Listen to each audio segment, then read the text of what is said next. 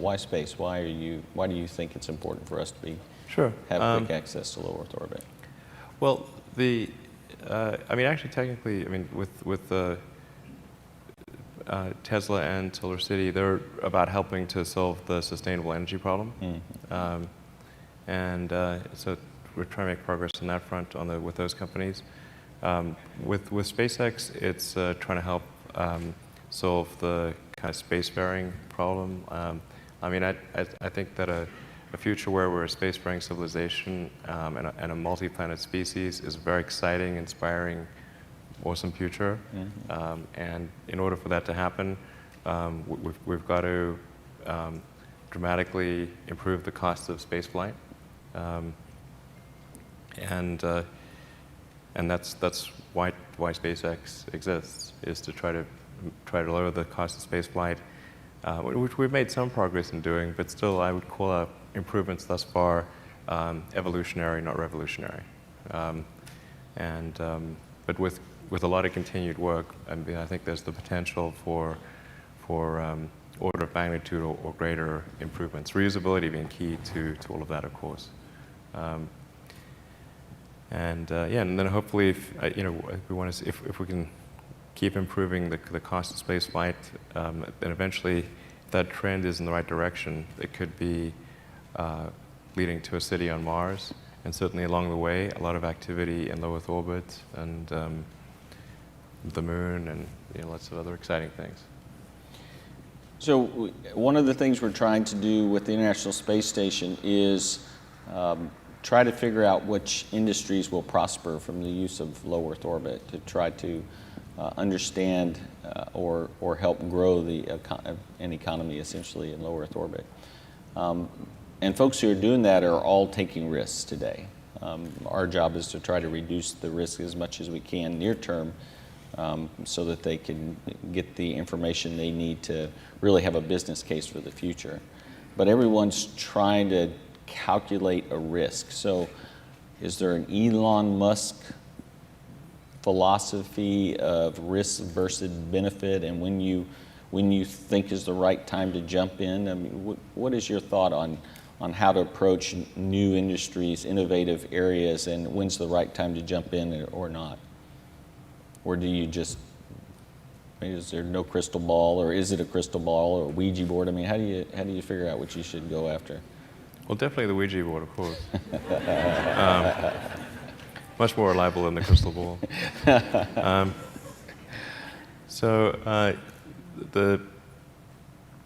mean, I don't really like risk for risk's sake or anything. And I do think that a lot of things are very risky with a low chance of success. But if you want to try to come up with an innovative breakthrough, that's going to be how it is. Anything which is significantly innovative is going to come with a significant risk of failure. But if you've got to take big chances in order for the potential for a big positive outcome. If the outcome is exciting enough, then taking a big risk is worthwhile. Yeah. That's really how I approach it. But then once executing down a path, I actually do my absolute best to reduce risk, because, or to improve another way of saying it, to improve the probability of success, because when you try to do something that is very, very risky, that you have to spend a lot of effort trying to reduce that risk as you embark down that path. I mean, when I started SpaceX, I thought the odds of success were very low. I thought we'd most likely fail, but I thought, well, we should give it a try nonetheless. And then I'm not sure if you know what preceded SpaceX, because or why I got into the space. Well, I remember you trying to purchase a vehicle too from our Russian colleagues. Yeah, that's right. What you're talking about? Yeah. Well, actually, it was the reason I got into space was to try to increase NASA's budget. Well, God bless you then. Yeah, right. So I'll tell you, so the roundabout way I thought that might be accomplished was, I thought, well, if NASA's budget was larger, then we could do more in space exploration. And I thought, well, particularly if we could get the public excited about sending people to Mars. And I thought, well, if I could do a small greenhouse and send that to the surface of Mars with seeds in nutrient gel, and you hydrate the gel on landing, you have a little miniature greenhouse, and then you'd have, the public tends to get excited about precedents and superlatives, so it'd be like the, sort of first life on Mars, the furthest life's ever traveled, and you get people sort of excited about, well, but maybe we should send people there, like, the hell with plants, we should send people, Right. And then I thought, well, if that could get the public really excited about sending people to Mars, then that would translate into congressional support for a bigger NASA budget. That was the goal. And then I didn't have enough money to buy, and I thought that outcome would have a 100% chance of no commercial success. So the 100% chance of losing all the money. So compared to that, SpaceX, which I thought maybe had a 10% chance of success, that was an improvement.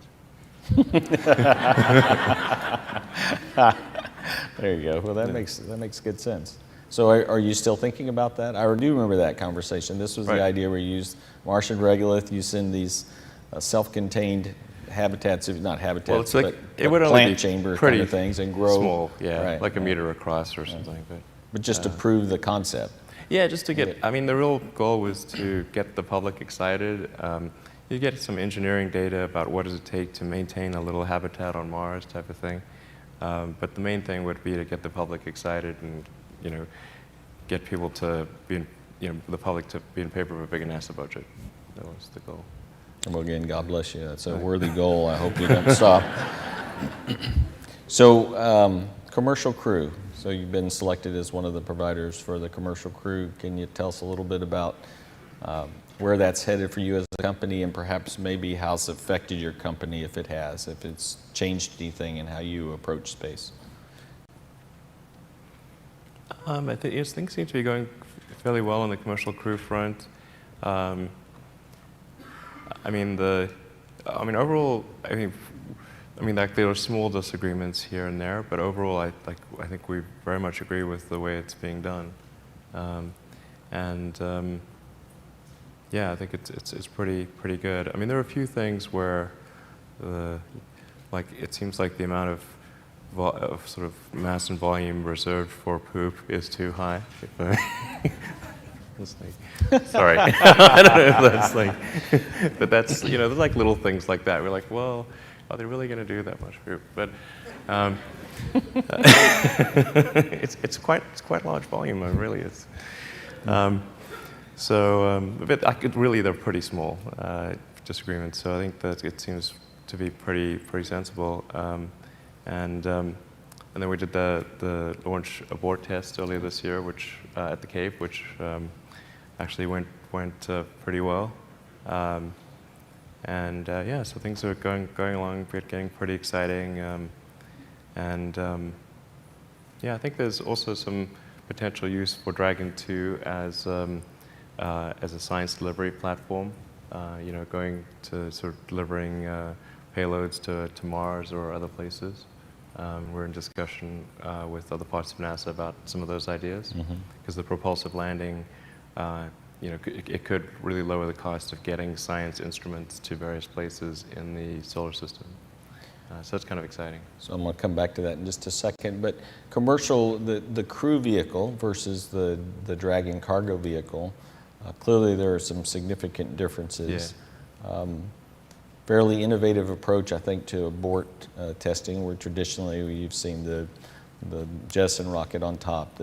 It's a puller versus the pusher technique, where you utilize fuel that you otherwise would use for the on orbit, but of course you're not going there. So, very innovative approach. Are there other areas where you feel like you're, from an innovation standpoint, you're making some significant strides with the crew vehicle? Yeah, I think the big items for, well, the biggest item really for Dragon 2 is the ability to do a propulsive landing and it's basically having heavy thrusters on board. So those same heavy thrusters can then do the abort but retain the engines. So instead of in a normal sort of crewed mission, like say take the Soyuz for example, they'd have a tractor motor on the nose of the vehicle that would have to be, basically a rocket engine on the nose that would have to be discarded on every flight, which is a potential reliability issue, and then you have obviously unable to reuse the abort system, and and it adds bunch of mass. But then in addition, those same thrusters can be used for propulsive landing. So you can achieve a precise propulsive landing, which on land or water, which is I think a significant improvement. I mean, it's sort of also it's sort of like it really I think feels more like the future to have that capability. And then as I mentioned it can be extended to do payload delivery to the moon or Mars or other places because of the generalized capability of propulsive landing to land almost anywhere.